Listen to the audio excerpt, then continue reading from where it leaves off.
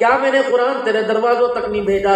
تیری الماریوں میں پڑا رہا تھا، تیری نئی آنے والی بہو کی صندوقڑی میں پڑا تھا۔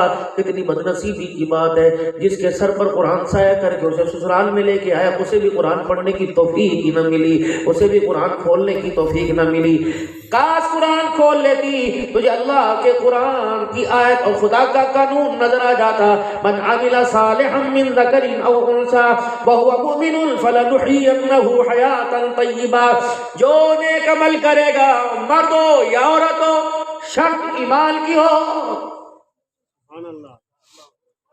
کافر کوئی نیک کام کرے گا، کوئی بھلائی کرے گا، کسی کو پانی پلائے گا، کسی کو کھانا کھلائے گا، کسی ننگے کو کپڑے پہنائے گا، کسی مصیبت زدہ کی مصیبت کو دور کرے گا، کسی روتے ہوئے کو ہنسائے گا۔ اگر اس نے کلمہ پڑھ لیا تو اس نیکی کا صلہ یہاں بھی ملے گا، مرنے کے بعد بھی ملے گا۔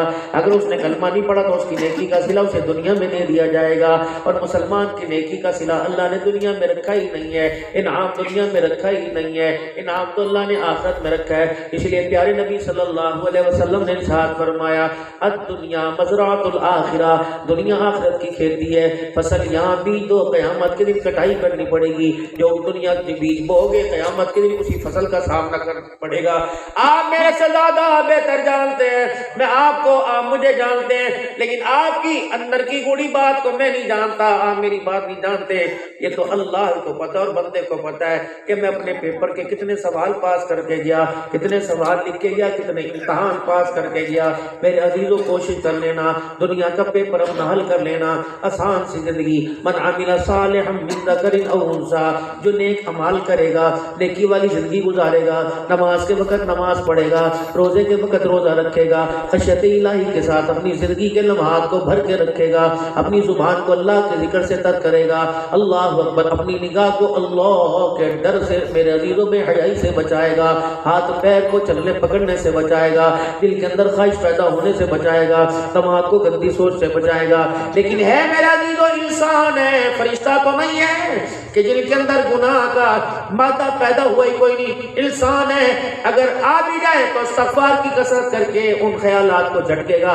اللہ فرماتا، اللہ کے نبی نے فرمایا گاہے گاہے کوئی بات نہیں، انشاءاللہ تبدیلی آ جائے گی۔ اللہ اس کے استغفار کر قیامت کے دن اللہ اس کے ساتھ معاملہ آسانی والا فرمائے گا۔ من عمل صالحا، جو نیکی والی زندگی گزارے گا، اللہ فرماتے ہیں مؤمن فہو مؤمنون، وہ مسلمان ایمان والا۔ اور ایمان کیا ہے؟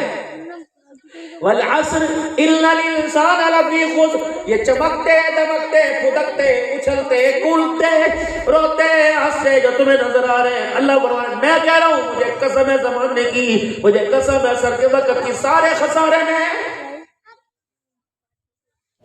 الا الذین آمنوا، لیکن جو ایمان لائے، انگاروں پر دھکتی ریت، تپتی ریت پر دھکتی آگ کے اندر کود کر بھی مسنوں پہ بیٹھ کر جنہوں نے کہا کہ میں پالنے والا، سنبھالنے والا، پیدا کرنے والا اللہ ہے، اسی پہ ان کی موت آ گئی، اسی عقیدے پہ موت آ گئی۔ دوسرا عقیدہ رسالت، رہنمائی کے لیے، کامیابی کے لیے اللہ نے جو طریقہ عطا فرمایا، جناب محمد مصطفیٰ کا کی طریقہ عطا فرمایا۔ اللہ رب ہے، محمد آخری نبی ہے، اور ہم نے مرنا ہے، اور تیسرا مرنے کے بعد اللہ کے سامنے کھڑے ہونا ہے۔ میرے عزیز الدہریہ، میرے عزیز اس نظریے کا قائل کوئی نہیں، وہ کہتا ہے اے جہاں مٹھا اگلا کہن ڈٹھا، انسان بنا تھا مٹی سے بنا تھا، ختم ہو کے مٹی میں مل گیا۔